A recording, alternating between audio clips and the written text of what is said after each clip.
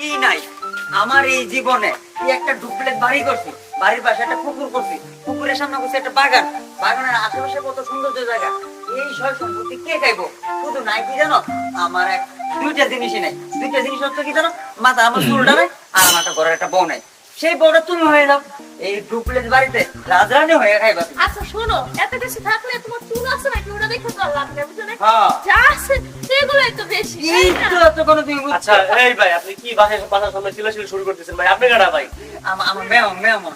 আরে ভাই আপনি মেহমান মানুষ, ভিতরে থাকেন। আর এই বিয়ে দিছিলাম মানে এই বাড়ি তো আমার মেয়ে, আপনার কি এর বাড়ি মেয়ে? এই মেয়ে, আপনি কারা? আমি আপনার লোক ঘুমাইতে পারতেছি সকালবেলা মেয়ে, চিল্লাচিল্লি পুরা বাড়ি সব ধার মেয়ে। মানে কথা বানা এই কি দরকার পড়লে বুঝছি।